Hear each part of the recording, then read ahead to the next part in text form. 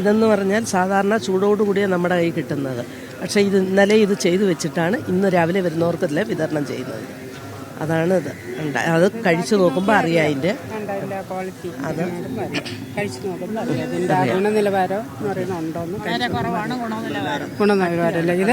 കഴിഞ്ഞ് മറ്റേതെന്ന് പറഞ്ഞാൽ സോഫ്റ്റായിട്ടിരിക്കും. ഇത് കട്ടിയായിട്ടിരിക്കുകയാണ്.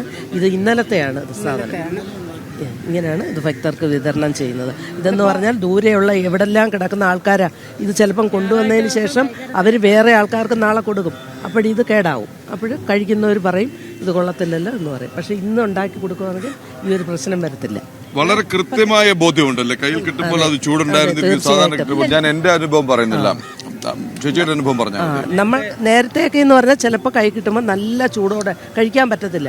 നമ്മൾ ഇവിടെ ഇരുന്ന് ഒന്ന് കഴിച്ചതിന് ശേഷം നമ്മൾ വീട്ടിൽ പോകും. നമ്മൾ അവിടെ അടുത്ത എങ്കിലും അന്നേരം കഴിക്കുന്നതിൻ്റെ ആ ഒരു ടേസ്റ്റ് വെച്ച് നമ്മൾ അന്നേരേ കഴിക്കും. പക്ഷേ ഇതിപ്പം കയ്യിലെടുത്തിട്ട് തന്നെ കട്ടിയായിട്ടിരിക്കുകയാണ്. അത് അത്രയ്ക്ക് ഇതാണ് ഭക്തർക്ക് കൊടുക്കുന്നത്. ഇപ്പം തന്നെ 2 പേര് വന്ന് ഇവിടെ പരാതി പറഞ്ഞു. മിക്സ് ചെയ്താണ് ഇവിടെ ഇപ്പോൾ ഉണ്ണിയപ്പം കൊടുക്കുന്നത്. ചൂടോടുകൂടിയും കൊടുക്കുന്നുണ്ട്, ചൂടില്ലാതെ 2 ഇതായിട്ട് എടുത്താണ് ഇപ്പം അവർ കൊടുത്തുകൊണ്ടിരിക്കുന്നത്. ഇപ്പം തന്നെ ഒരാൾ വന്ന് പരാതി പറഞ്ഞിട്ട് പോയതാണ്.